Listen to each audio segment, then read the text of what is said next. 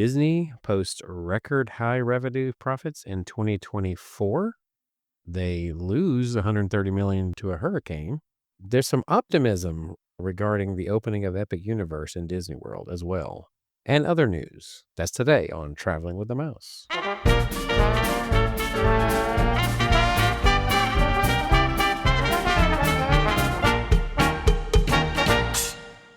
Welcome, everyone, to episode number 475. We're only 25 away. I'm your host for this week. My name is John. I'm joined, as always, by my faithful co-host. That would be Adam. What's up, everybody? What's up, indeed? I made beignets tonight. Oh, yes. From a Tiana recipe. Well, I guess it's technically the Port Orleans recipe. They sent me something in the mail that was like four recipes, and they have like stencils that you can do different, like the powdered sugar, for example, for the beignets was obviously Tiana's crown, like the logo, I guess, for her restaurant. Because, beignets and Tiana is now synonymous with one another. Exactly. And actually, they turned out really good. I'd never made beignets before. And just to let you guys know, tonight I am wearing my Horizon shirt that says, "If you can dream it, we can do it." Yeah. Back when Disney used to think that way, not the Earth is moving, but it's really not. Yeah, right. The Earth is rotating. Yeah, I was about to say. Anyway. I guess Josh tomorrow was using a technicality there. It's like, the Earth is moving. Well, yeah, it's always moving. Yeah. Anyway. They also had a recipe for the Jack's Cookie Num Nums. Cookie. Yeah. Num cookie. Yeah, exactly. I just wanted to hear you say that. Is that what it was? But no, they really so did. You brought that up. Is there any other recipes that you would like to share with us, or is it a full book? No, it's just 4 recipe cards. That was the Cookie Num Num was one. The sugar cookie from Chef Mickey's of all places was one. What was the 4th one? Gosh, no. Oh, it was a Tres Leche cake with like cocoa. I guess. okay. But it was it just says from Epcot. So I think it was one of the festivals. Because it was like a plant-based Tres Leche cake. But of course. Yeah. But anyway. Anyway, they were releasing information regarding, the end of the quarterly earnings. Well, their fiscal year ended in September, right? End of September. Right. So their full fiscal year earnings are now, I guess, finalized. For 2024 fiscal year. And somehow or another, Disney Experiences theme park division posted record high revenue and profits in 2024. Big shot. Although the attendance would not suggest this is true. So tell me, Adam, how do you think they possibly made this money? Well, I think that's what they've kind of said that their goal was to make it less crowded, but also... Who said this? Who originally said this? Gosh, was it Chapek? Yes, it was. I feel like it was Chapek, right? To reduce the crowds. Yes. So is he gone? Are we sure he's gone? I'm trying to tell the difference. Well, yeah. I can park for free. It's a winning formula. So that's the difference. Right. All we did was change the bobs and just make it a bob that everybody already liked. And then I guess he just gets away with doing the stuff the other bob was doing without any problem. That's all I see. So, yeah. Yeah, right now, honestly, they threw a bone towards, guess that first, within the first 6 months of Bob coming back, Iger coming back. And that's it. Everything else is kind of went back to business as usual, to jacking up prices, making you pay for more things that used to be free and whatnot.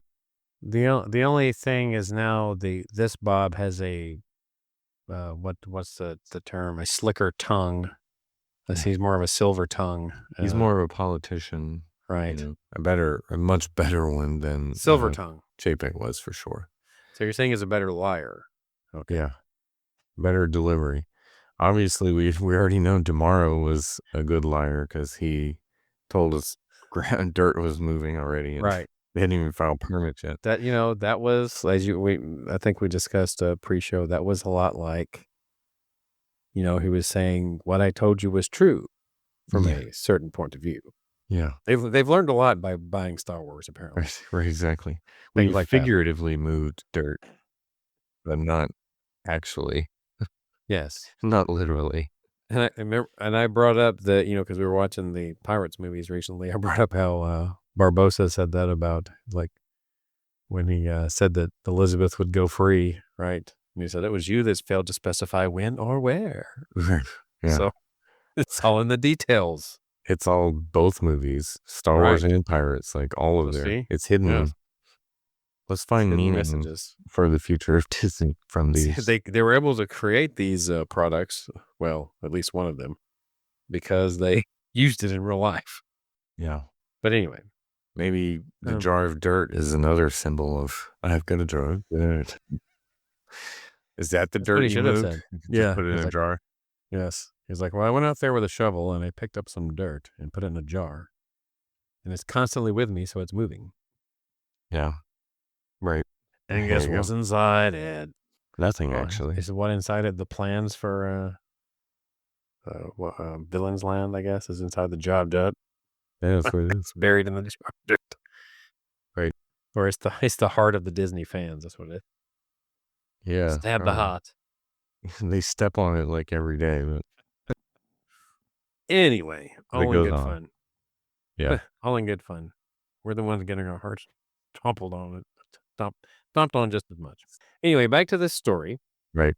About them experiencing, record profits, earnings. Despite flat attendance.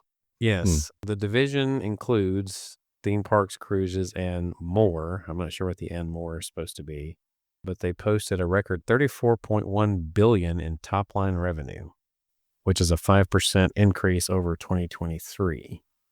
Operating income for the year was $9.3 billion, a 4% increase from last year. Mm-hmm. In quarter four, it increased by $0.1 billion or 1%, and the experiences revenue did. The operating income of $1.7 billion was a decline of $0.1 billion or 6% compared to prior year quarter, which seems a little strange. Which one would the lightning lanes fall under? Would it fall under operating income or experiences? Probably experiences, wouldn't it? Who knows? Yeah, I guess. Yeah. Domestic parks and experiences operating income increased in quarter four from the prior year. It says driven by higher guest spending. Wonder how that happened. Partially offset by higher expenses and costs related to new guest offerings driven by Disney Cruise Line.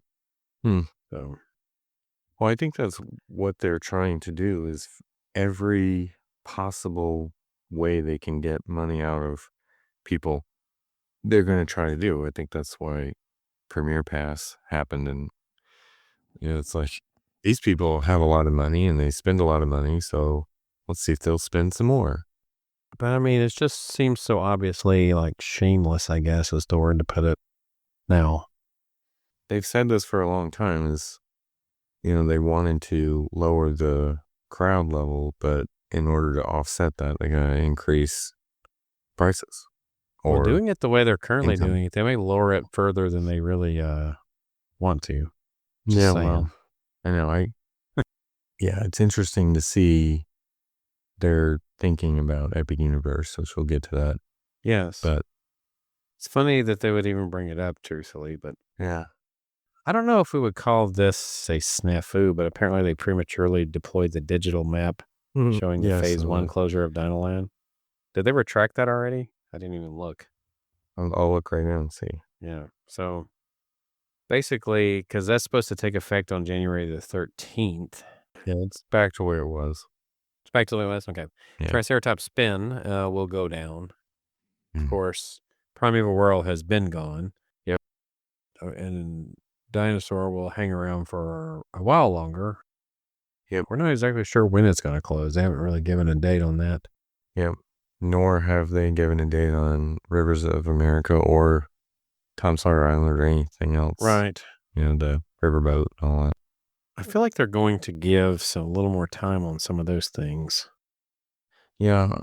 Obviously, that story too about Dylan's Land, we'll get to that too, but it sounds like if it's Mhm. going to be very, very soon, you should start seeing this stuff happen right after Big Thunder goes down. One would But think. they haven't said yet, which is a little surprising because they usually give guests a good month or two to like say their goodbyes once they know something's closing. Yes. They're not gonna wait till after spring break, surely. This land's not gonna Um, open till like 2040 if they by then it'll be keep pushing it. completely there'll be like Android guests at that point. Walt Disney World 2040. Possibly. No, it's referencing something I heard. AI's advancements. That's basically what I was talking Mm-hmm. about. Because it does so well with, what you tell it to do now. So Yeah. Can anyway, virtually visit. they have one of those. And you can virtually visit the past Disney, remember? I forgot what the name of Right. that thing was called, but Yeah, it's not or quite. past Epcot, wasn't it? Yeah. Yeah. Planet Coaster 2 is out, so you can create your own. Planet Coaster 2.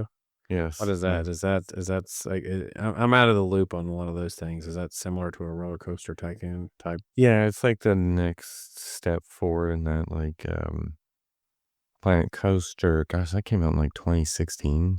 But the new Planet Coaster 2 just came out, and they have a Guardians of the Galaxy coaster in it. Like it looks exactly the same. Yeah. So you can build the rotating, like it spins and all that. So So they've like copied all that stuff. just to put a bow on what we were talking about Yeah. with the revenue increase, I think we all know that the reason why that's up is because of mainly how much they make off of lightning lanes. Let's be honest. And increasing the price all the Right. time of it. Yep. Because because they can. I mean, because there's you know apparently not a breaking point. It doesn't seem when it comes to this. So I mean, I know there's going to be at some point. They've got to be at some level where people will stop purchasing it or just say that's enough. You would think. Then again, I've said that about some other things and it never happens. So Right. what it's going to be is it's going to be to a point where people who want to go can't afford it, so they're just not going to be able to. And then the people who can afford it are bored with it, but quite possibly. Yeah. So Uh, there's a fine line there that I think they're closer to than they realize right now. I believe it's a yeah. bit arrogant, quite frankly. I mean, But what will happen though when they actually hit that number is then they'll try to just get attendance higher again. They'll let more people into the parties and they'll stop the pass holder reservation system. so there is a Yeah. Disney experience in which you don't have to worry about having too many people in because the capacity is literally limited, and that is a cruise line. Yeah. So Disney Treasure arrived, by the way. Did you see that when it came in? I saw like a picture or two that people posted, but Well, it just so happens I got a notification. Resort TV 1 was actually there. to watch it come in. Mm-hmm. And they were making an announcement. They were going to get to tour the ship. But I Oh, don't think I went back and saw that. I think they've already done that, actually. I could be nice. wrong. But they're going on a cruise. I don't know if it's the inaugural one or not, but it's in early December. So it's one of the first ones Oh, on the Treasure, which is not long. I had So the basically, treasure. it came into Port Canaveral. I'm trying to figure out why they did this. It came into Port Canaveral, but it's going to New York to be christened. So I don't even know why they bothered bringing it to Port Canaveral. Mm, I guess because they for the did that with all photo op, the other ones. maybe. Yeah. But yeah, so it has arrived. Nice. Disney has announced that the honorary role of godparent of the ship has been given to the 200,000 cast members, crew, Imagineers, and employees around the world. After traveling more than 5,000 nautical miles from Eemshaven, Netherlands, and days without land in sight, Port Canaveral was a welcome view. The crew gathered on the open decks and whistled, cheered, and roared with a delight as lights appeared in the distance. Mm, So, but yeah, the actual christening is going to be taking place on the 19th, and it will be streamed live mm, from New York. So, just so you know that. that's cool. Is that where Mhm. you have to christen ships now? Is that like a I don't know. I maritime mean, tradition? I don't know. It's So basically, it's taken the place in Port Canaveral of the fantasy in the sense that for the last decade plus, before the Wish came in, Port Canaveral, you had your 7-night cruises were the fantasy. Traditionally, now they did a couple of other things in the middle, but your traditional was it did 2 different 7-night cruises on the fantasy, and then they did your 3 and 4 nights on the Dream, which that got moved to the Wish is currently doing those 3 and 4 night cruises, and the Treasure is going to do the 7-night rotation between the Eastern and Western Caribbean cruises from Port Canaveral. And I'm not entirely sure where the fantasy is moving. I think Miami. I think it's joining the Dream there. It's kind of like they move them up. Yeah. Like the rotations. the old ones go, like it's going in the rotation that the Wonder and the Magic used to do, and now the Wonder and the Magic are doing like international type cruises. So I don't know. It's like you graduate, I guess, to the each ship as they gets old enough, it graduate to the next type of cruise. I can't figure that one out. It's like they always start in the same place, though. They always start in Canaveral, I guess, because they want the Disney World goers to experience the new ships. Yeah. So they even see, probably gets them a lot of exposure too. Yes. Which is helpful. I want to do one of those Alaskan cruises and that's one of my bucket list items eventually to do. Yeah. But yeah, that would be very nice.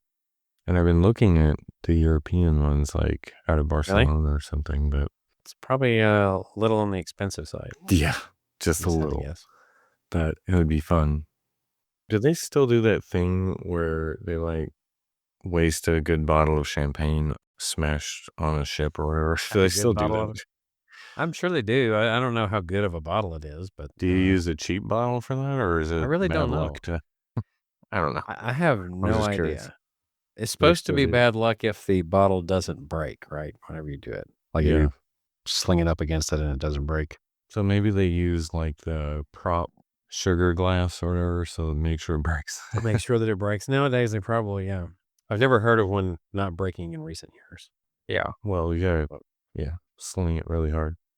Anyway, I was just curious. They still do that. But the Treasure is the one I'd love to see upcoming. I just won't be long before we get to see more about it. But that's the one that has the Haunted Mansion themed bar in it. So that would be really cool.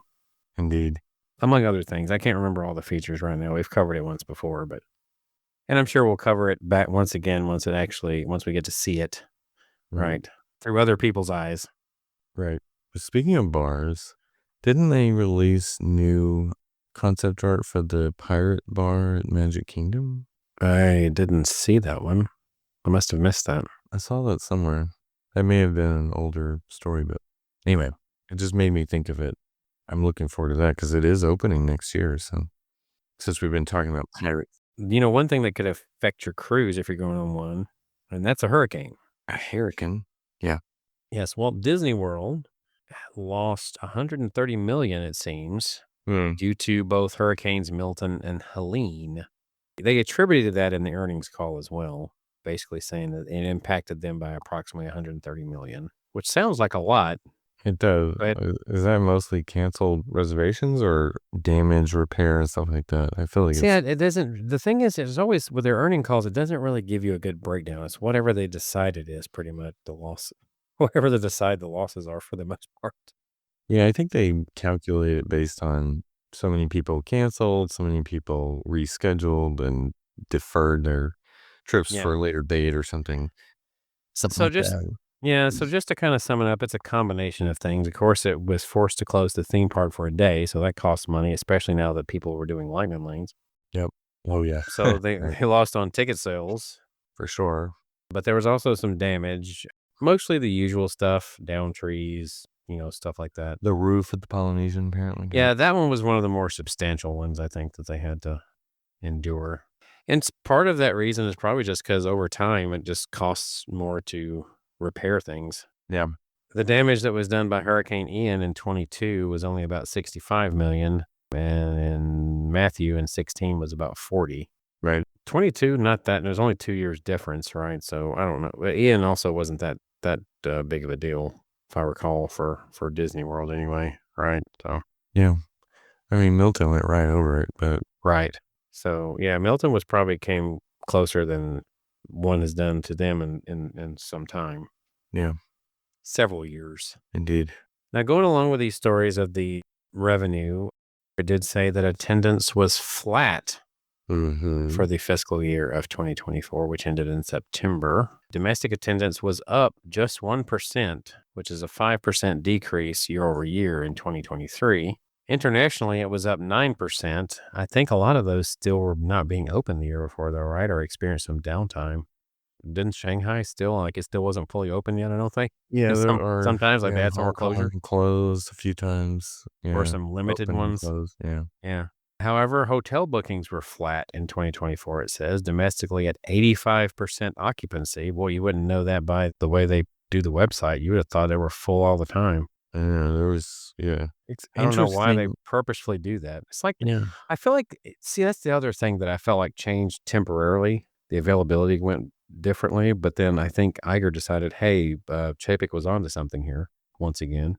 Because it seems like every time you're looking for something that's discounted, it's always deluxe, right? that's And available. yeah, Or yeah, it's always something that's going to cost more. right, It's like, hey, it's normally $1,000. You can get it for 900. right. Yeah, right. Yeah, yeah, That sort of thing. yeah, Knowing good and well, there's no way that, say, for instance, Pop Century is at 100% capacity. I mean, yeah, there's no way. yeah.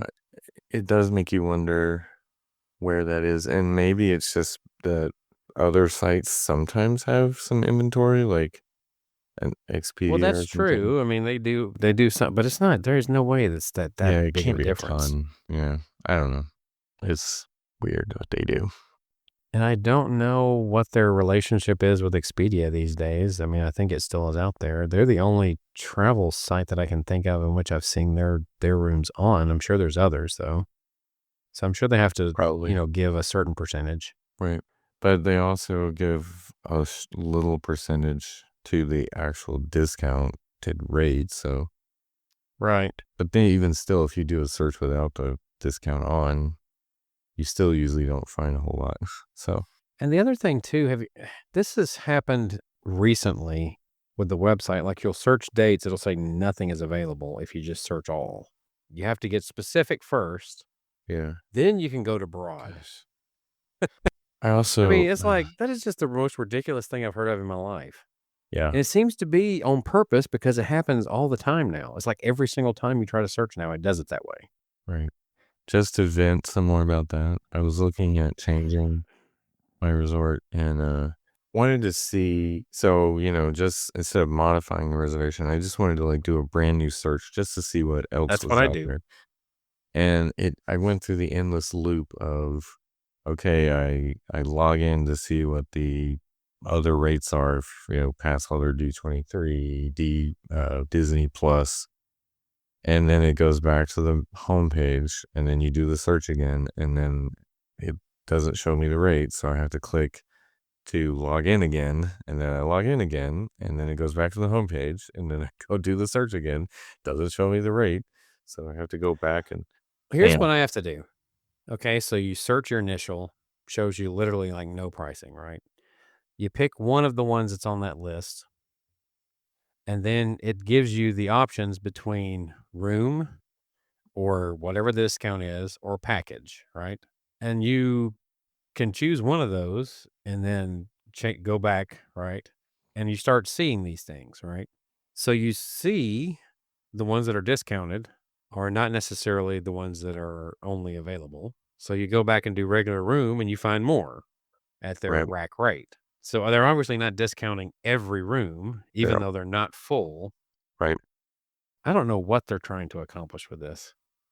I don't Only know. thing I can figure is they have probably a lot of people that go through travel agents nowadays, and they have to do all this work for them now. Although I do, as I understand it, going through a travel agent for a cruise is actually better to do these days for Disney Yeah, I think because so. you get things like onboard credit going through a travel agent. That's what I'm going to do the next time I do one. I'm just going to go through a travel agent. Agreed. Yeah, it's actually certain things it's nicer to let a travel agent do for you, and then certain things I just would rather do myself. But like cruises, I think travel agent would be great because a lot of times, like you said, there's incentives that they can give you that you can't Right. That you on your can't get own. on your own. Yeah, Hmm. I like that.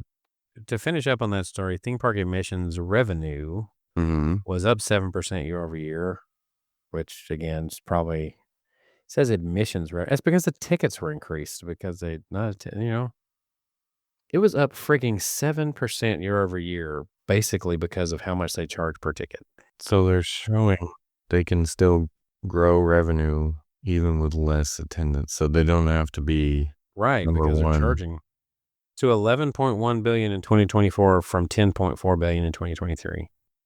5% attributable to an increase in average ticket prices and 2% increase in attendance, which is weird because I thought they said the attendance was down. Well, they said it was kind of flat. That's all I remember. Well, it said it was up just 1% overall, so maybe I just can't figure that one out, how they figure that number. Theme park admissions are the largest subsegment of the experiences line of business, followed by hotels and cruises, and theme park food and merchandise is next, which that was $8 billion in theme park food and merchandise. Wow. For the longest time, the food actually stayed like a pretty reasonable level, but I don't think it is now. Yeah, I think it's getting there depending on what it is. Yeah. Yeah, so basically, what I gather from that is Disney is basically taking the complaint of the parks being overcrowded and saying, okay, we'll fix this by Right. charging more in certain areas to help offset that. Yep. We'll That way, we find. still make our money Yep. on fewer people, Yep.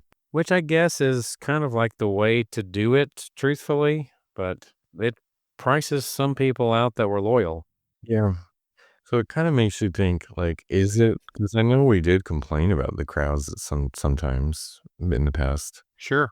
So it's like, is this better? Because I don't know. There's times where I've been and like, okay, I like that it's not as busy or crowded everywhere you go. But then it's like, but I'm spending way more Well, than I I think did. another thing is, it's like things have shifted, and I know we've talked about this before. Once upon a time, the film and television were the big money makers. They drew the most money, and the theme parks and resort was kind of like like a novelty, I guess, in a way. Not that it didn't generate revenue, it did, but it was still not the main money maker. It was the uh, film and television. Right. And I think that's kind of it been surpassed really by the Yeah. parks and resorts. They're the money makers now, and Right. film and TV has kind of become Right. Because more the of a medium liability, is really. changing. Right. It's changing so Yeah. much to where people don't want to go to the theater as much unless it's a really good movie. Well, I there's think been a that's, lack of quality stories for the most part. There really has.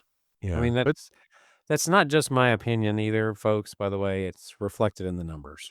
well, in Okay. general, yeah, in general. But I will say Disney, you know, Inside Out 2 is probably one of the best Yeah. ones they've done in a while. And it was totally worth going to see it for Hmm. me I in thought so. theaters. Although I gotta say, my movie theater experience has gotten worse because the place that I like to go pre-COVID was, one of those where you could get food and drinks and all this stuff, and they would deliver it to you. And even that has gotten way worse because the food quality is horrible, and you have to order it on an app now instead of, the way it used to be because there's less people working there because they're not making as much money. Anyway, so the experience is way worse than it used to be. I noticed in my area, like we'll say post COVID, right? Yeah. That food service industry was one of the things that really went down post COVID. One thing I've noticed is interesting. It seems to have gotten somewhat better in the daytime at some of these places, but the nighttime, I don't know. I guess it's just people it's hard to motivate now. I mean, not that it was never like the most glamorous thing in the world, even back in the day, but you did it because that's what you did. But it really seems like the service in a lot of places becomes lacking more in the evening than it does during the middle of the day. Like the fast food type places, more or less. Oh, okay. Yeah. You see what I mean? Possibly. I'm not talking about like restaurants, although there might be a couple of examples you could throw in there that just aren't quite what they once were as well. Possibly. But Yeah. Huh. Yeah, I'm trying to think specifically. There's something. can't think of an example or yeah. Well, it probably becomes a little easier in higher populated areas because you have more to, There's more of more a pool, options. Yeah. to choose from employee wise. Yeah. So, There's more so options probably there you don't too. notice it But as much as you do like with you yeah. get further away from the main cities or the big cities. But there's So, definitely, the movie industry has definitely changed a lot yeah. since before Well, COVID. we've actually made a comment about how we can tell a difference over the years, just in Disney, how that's changed. You have some good examples, but I mean, you didn't used to find as many poor examples, we'll say. No, What do you mean? Like what? in service, like Oh, right. Yeah, it's just in easier to general. find. Yeah, Yeah. it is. But we also live in a culture where we hyper analyze stuff like this just so we can Well, maybe, but part of that, and again, we've discussed this on here before. Part of that was Disney set a standard, and now other places have kind of caught up risen to that standard as or well. surpassed in some Yeah, in some ways. cases, But right? Or they're at least just as good because, like I said, there was a time when they did set it and nobody else did. And I think I likened it to Tiger Woods when he came to golf, right? The competition level, he rose the he rose. How would you say it? I'm doing like yeah, Maui here at the moment. yeah, He elevated, probably the there better way you to go. say it, the Right. level of competition in golf in general, right? So just the fact that Hmm. he was that good made the others around him work a little harder or desire to Right. be better. And then he injured himself so many times that he can't Yeah, compete anymore. right. Well, he's He's basically made it kind of what it is today, and now it's in that period where everybody's the same. Yeah, right. Everybody's got personal trainers and, does the Yeah. everything. Yeah. Or like everybody's swing is similar. There's a few homegrown swings out there, but not as many as there originally was. Yeah. Right. Like everybody's down to mechanics. Yeah. We definitely were interested in golf during the best time because there's no Yeah. standout right now. I mean, it's like there's a few, but there's nobody that's as dominating as Tiger was. Yeah. It was fun to watch. This is true. That was a good era to see. But I mean, people can make arguments of that for Jack, for instance. That was before us that we didn't get to see much, right? Right. Yeah. Somebody Same can kind make of those thing. arguments. So every era has their hero, although I don't know what it is in golf at the moment. Although I don't Right. know why we're on that. We're not I don't a know. golf podcast. Right. Speaking of which, though, we do talk about things that in between here. But speaking of which, the sport that really like fell off as far as popularity goes that it had about 20 years ago, 20 NASCAR. years. Oh, yeah. It's fallen. Oh yeah, significantly. They keep changing things, and it usually doesn't work out for the best. Anyway, speaking of that, this is a connection to Disney, Yeah. though. All right, Disney. Remember how we were staying at the Poly, and I guess it was 2001, right? Mm-hmm. Yep. The game room they had there, which no longer exists. Daytona. Yeah. Well, not Daytona, not No. that one. There was another one, it was in the other room, the one that used to once upon a time be the snack bar way back when. How they had a big, like they had an expanded room, game room, basically. Mm-hmm. So, they had the one racing game that I think was like had the roster from like 2000 or 2001 in it. I forgot what it was called. Do you remember it at all? We played it in there. Anyway, I only bring that up because I saw that gaming system in one of the local skating rinks here. Wow. That exact same machine. Yeah. Huh. That game, which is weird because that's like 23 years old or something like that now. Yeah, I'd have to see the video that you had of the arcade to remind myself what it was. Isn't there a video? Yeah. There may not be video of it. I just remember it because I remember we played it. I remember the Daytona one, but Oh yeah, that was a major one too. But anyway, huh. That was a good You have one. to remember, folks, this is kind of just probably just a between Adam and I type thing we're talking about here, but it's part of our memories of going to Disney, Yeah. really. That was a big part of it. You had to have coins. Yes. Just thinking about that. That's another thing they don't do now is you have cards. And the only Yeah. places in Disney that has arcades is value resorts. Right. No, there's some deluxes that have them, isn't there? Yeah, there's still some arcades. I'm trying to think where. Well, they don't have one at Poly at all, though. I mean, they took it out for, I don't even know what for. So the arcade that was at Grand Floridian is now Gasparilla Island Grill. So they turned into the quick service restaurant. That was the arcade back in the day. Well, no, I know Kingdom Lodge has one. Okay. I can tell you Does that the for a fact. Contemporary still have one? That's the thing. I don't know. It used to be, but yeah, I don't think it's the arcade anymore. Arcade's kind of a lost art. Yeah, I mean it's Coronado has one because I was in there recently. Yeah, but isn't it filled with like all those games of like chance or whatever you want to call it? Like you can win a prize at every single one of them, or tickets. No, there's a few that were. None of them are just like with the objective of trying to win just the game, and that's all that mattered, right? You didn't. Nowadays, all of them you have to have another like a physical objective that you have to spend all your money on. It's almost like gambling. Yeah, those claw machines are the worst, by the way. But anyway, yeah. Or the almost like a slot machine. Those the number ones. Those were like. Yes, that's what I'm saying. Everything. Yeah. At Great Wolf, everything there is like that. Because it's not designed to win. I mean, it's not random. It's programmed. So. But everything there is like for tickets or those claw machine type things or that one where they have a big prize, but you have to it cuts the rope a little bit each time you do it. You ever seen that one? No. Yeah. It's almost like it's like you use it's like you put your ticket number of coins or whatever it is. It's a card you use, of course. But, and then basically there's this like almost like scissors kind of thing, but it moves a little closer and like cuts a little piece of thread off of this string that's holding the prize. And like, right. There's no telling how much you have to spend to actually get that thing down if it was brand new. Right. More than it's worth. Yeah. Is the goal. Wow.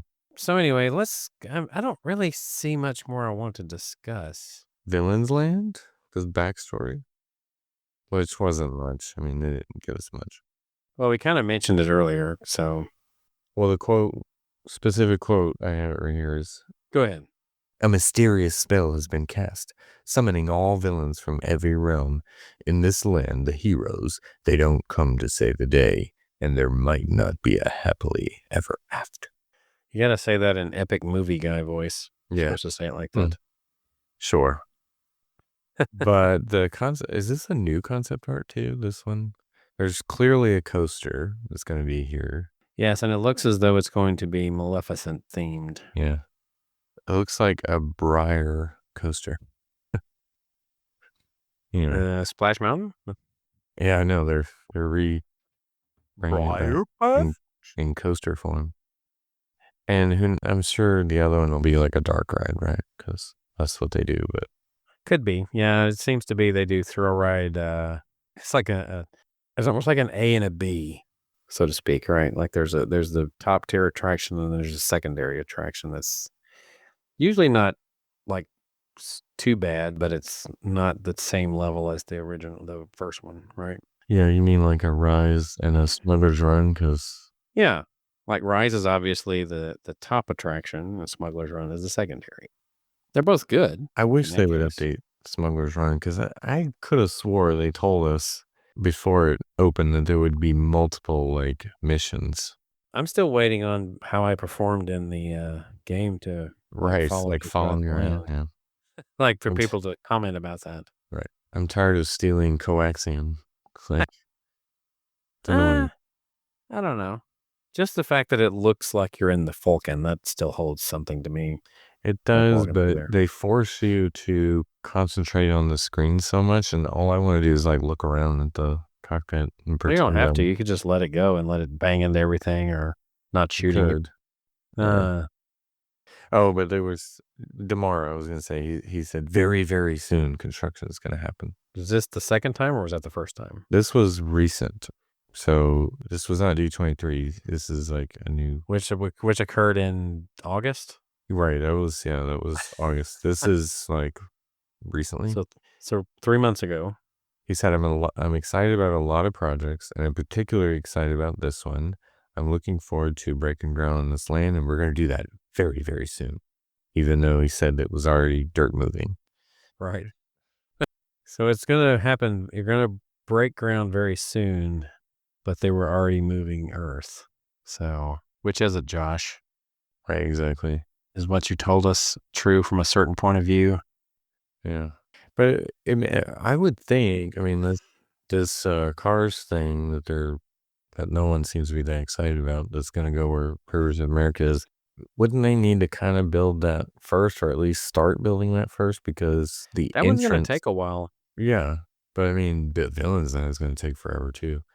But to get to Villains Land, you got to kind of go past Haunted Mansion, right? It would make sense that Haunted Mansion is the entrance to the Villains Land. Yeah. So right now you'd be walking on water to go past Haunted Mansion. So you're going to have to fill that in and create an entry point. Well, you could walk in the water, as we've established.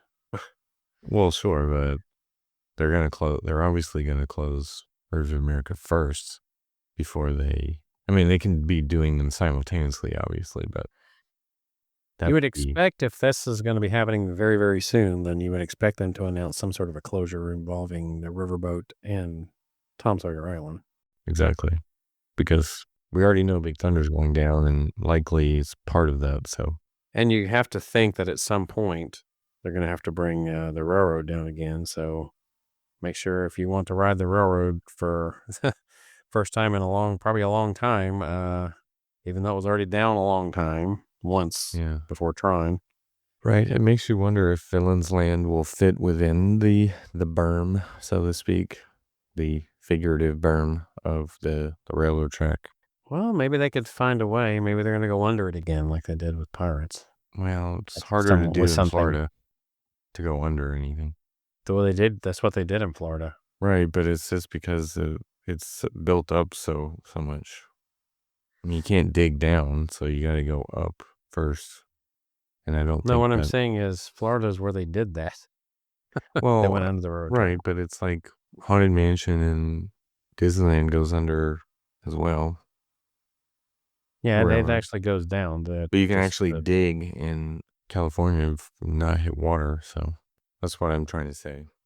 It was already 14 feet above ground, above the water table, whatever, above the old ground. So they could go down. Or they could go over. Go back up the waterfall, but we don't go back up the waterfall in Florida. Well, the cars do, the boats do, but you go back, the way you go back up is on a conveyor belt, basically. Yeah, like all pirates did back in the day. I think the reason they do that, though, because the one in Florida is like way steeper. Like they had to go almost straight up. Well, think about it. Think about how it's almost straight up that walkway, that moving walkway is. It's pretty steep, actually. I think that's why they made it moving, so people didn't have to walk the whole thing that steep with it being that deep. Yeah. I don't know. I think it's steeper than probably the lift at Disneyland, right? Or maybe it's about the same. Okay. It's probably about the same. I don't know. Or maybe they had less space, like in between. That's why they had to do it that way. I don't know. Yeah. I don't know. Either way. I gotta see this quote because the CFO is saying that Epic Universe is going to be positive for Disney. Yes, that's what I was going to get to. I was kind of what I was going to last because I thought we might talk more on this. Yeah, okay. A little bit. I haven't read the quote yet. It just sounds like it's one of those things where they're saying this, like trying to make it be. Yeah, right. More than anything else. The stock price doesn't drop because of it. Right. So the current CFO, Hugh F. Johnston, which I guess I've never even heard his name before. Is he the Pepsi guy? I don't think he is he? He might be. I thought he was he's the Pepsi guy. Okay. He's the one from Pepsi. I guess, okay, well then I do know who he is, but I guess I just never really saw his name. But was asked about Epic Universe and the impact it will have on Disney World, while analysts have predicted a dip of up to 1 million guests for Walt Disney World, Johnson painted a different picture, or Johnston, excuse me. This is what he says. He says, regarding Epic, he didn't even call it Epic Universe. He just called it Epic. Right, of course. We did model that into our expectations for Experience's outlook. As mentioned earlier, the early bookings that we have next summer are actually positive. So that's certainly a positive indicator. More than We zero? also looked, right. What does that We mean? also looked at the history of other attractions and other parks opening up in Florida, and it's been beneficial for us. That is very much captured in the guide we provided. So the model guidance he's talking about was a 6 to 8% segment operating income growth compared to fiscal 2024. He says the model will suggest that growth will come in the second half of the year, which means next summer into early fall. Yeah. Apparently they plan on rolling out some offerings to summer like they've been doing, same as before. They've been doing the discounts in the summer, which used to be the other way around. Actually, they do discounts of some kind. It seems like year round, doesn't it? I mean, it seems like it's almost most times of the year. It's very few times. This year's the first time I'm going Thanksgiving week because there's a discount. Right. Which so is Thanksgiving unusual. week was an exception. Christmas obviously is an exception. Yeah, the Christmas week, but you can go all the way up to Christmas Eve, I think, now with a discount. And if Christmas Eve is your first night, you can still get the discount. I mean, I just don't. I think he's really trying to. This is what is it he's saying that they have experienced in the past when opening new attractions? Is he thinking of things like Harry Potter? The first Harry Potter land? I'm guessing. That's just a land. I mean, it was just an area. Because they practically mimicked. Yeah, he's saying attractions and other parks opening, like Legoland helped them out. It's like, what's a new park since Peppa Pig?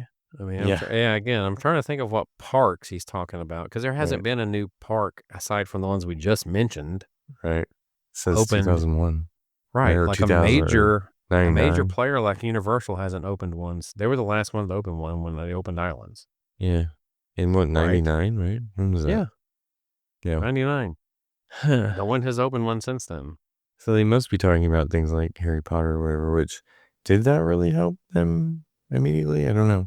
I think they're just banking on the fact that more people will be coming to Orlando and therefore they'll drop by Disney as well. I think that's what their assumption is. That has been, I could understand him saying that's been something in the past, but what you've got to remember is that Universal will now have 3 full theme parks. Almost the equivalent of what Disney has. Yeah. Right. They will now have 3 full theme parks and a water park, a very popular water park. I mean, it is for a little bit. Volcano Bay, I guess, has, from what I've seen, Volcano Bay is probably geared a little more to an older audience than is Typhoon and Blizzard Beach. Yeah. Which is traditional with most things Universal. Yeah. Their rides are a little more geared toward the teen, right, a little bit older audience. Yeah, most of the time. Mm-hmm. The thing is, a lot of the stuff that Disney has offered in recent years, a lot of people have already done, and they're not really offering anything too much new. While an entire theme park is going to be brand new, Universal-wise, right? Right. Yeah. And of course, there's going to be closures taking place this year. So I'm trying to figure out where where the appeal is going to come. Yeah. Well, people have limited resources, so they're not going to be able to they can't hit every Disney park and every Universal park too. Like they're going to have to pick and choose. And time is really the resource that people have that you have to spend 7 days. I would say, I would guess the average length of most people's trips are probably 5, maybe, or less in some cases. Yeah. They start having to fit what they can or fit more in fewer days. That's probably what they do. Right. So while it may happen where people come down to visit Universal and then hop over to Disney, there might be less people though that used to spend 4 days at Disney and 2 at Universal, and now they're going to spend 3 at Universal and 2 or 3 at Disney. And that's less time that they would spend. See, he's talking about historically, but there's a lot of different factors. Let's just say we're going back to he's talking about the time whenever they opened Wizarding World and things like that, right? It didn't cost you a small fortune to go to Disney and actually stay there, or Universal for that matter.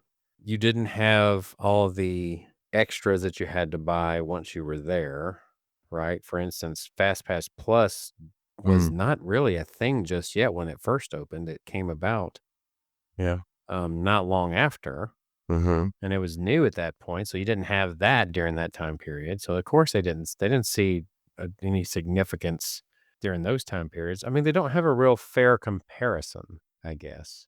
Right. I don't think you can compare that time period with today either. This is post-COVID. Everything's different now than it was. Well, that and even if you go all the way back to when Islands of Adventure opened, right? It was a different environment then. Like the Disney, there was no such thing, not too often. Like people that wanted to go to Disney went to Disney. People that wanted to go to Universal went to Universal. You didn't really see much crossover. Yeah. Now people will go to whatever it is they think's going to be the most, the best experience they're getting. Yeah. And not to mention this new land is not, it's a little different, I think, than some of the ones they've done before, especially with the Nintendo, because it's not geared toward the audience I was just talking about like they did in the past. In the past, a lot of the stuff they did was geared more to the teen type audience. And I don't think that's the case with Epic Universe. I think they have a very, very wide range of audience that they're appealing to with Epic. Yeah. So I agree. I think the range is, they found a formula that appeals to a very broad range of age for sure. And he's basing it on the early bookings for summer. I mean, obviously I can't see what that looks like, but if it's anything like what I would do, I mean, my original booking may not even stay there. I mean, there's probably a lot of people who book early just to have something in place. They may not even go when it's all said and done. And the fact that he just said actually positive, it's like what we have for next summer is actually positive. I mean, that's very vague. That could mean one person booked. I don't know. Yeah. I mean, I have no doubt that they have bookings, don't get me wrong. And they probably have gotten bookings based on the idea that it's going to be slow. Right. Some people do that and they think, oh, it's going to be slow. And then all of a sudden that becomes a popular thing and then it's not slow anymore. Yeah. And then they're like, well, it's not going to be, it wasn't what I thought it was going to be. And then of course it'll taper off. Right. Everybody always tries to find the time when there's going to be fewer people there. And then of course that clogs up that particular time period. Yeah. It's a game. They're definitely assuming that more people will be coming to the Orlando area. Therefore, they'll benefit from it. Mm-hmm. But for whatever reason, when it comes to Disney, there is one thing that is constant, and I can't figure out exactly why, but Labor Day will pretty much seemingly always be the slow holiday. I don't know what the overall reason is other than kids have just been back in school and such. But lately, Memorial Day has been pretty good too. The last few years. The one time at this point that I've been to Universal was actually over Memorial Day weekend, and it wasn't that bad. It really wasn't. It wasn't what you would think. I've gone Memorial Day the last few years, and it's been great. Yeah. It's not been too bad. So, however, I do think that during that time period when I went was when Disney was doing that whole thing where the Magic Kingdom stayed open 24 hours. Oh man. Yeah. I haven't done that in a while. Yeah. Well, there's with good reason. Probably. Yeah, I don't think that was necessarily a great idea when it was all said and done. Maybe not. I mean, some people did it because it was cool to do, but I don't think that was necessarily the best idea, especially employee-wise, we'll say. Yeah. All right. Well, I think we can put a nice, tidy bow on this episode now, don't you think? Indeed. Sure. On this epic episode. Careful. I'm actually looking forward to Epic Universe. I'm sorry. I just am. Sure. I don't know if I'm gonna be able to go on the original dates that I had chosen now, and the reason being is because I was hit with a surprise that, apparently we're having days that are blacked out at work that are Oh, around that for time period. holiday blackout. So, yeah, I may have to end up changing that after all. You said I would, but I mean, this is for a Yeah. different reason, obviously. Well, You said I would change some things, but I didn't say what the reason would be. I just said you would this is change. true. Yes, this is true. Barbosa. Yeah. Exactly. Okay, so that's gonna wrap this one up. You can find us on all the usual suspects, that being at Facebook, at X, at Instagram. That is all at TWTM Podcast. We still have a Spreadshirt store in which you can get your exclusive TWTM merchandise. That is shop.spreadshirt.com/TWTM Podcast. And we have a YouTube channel, which you can also find the episodes there if you would like to listen to them there, along with some other Disney resort and park videos. And where can you find that, Adam? To our website, travelingwiththemouse.com. You can email us podcast at travelingwiththemouse.com. And you can find links to all that and more there. So, for Adam, my name is John. This has been Traveling with the Mouse, and I hope you will join us on our next trip.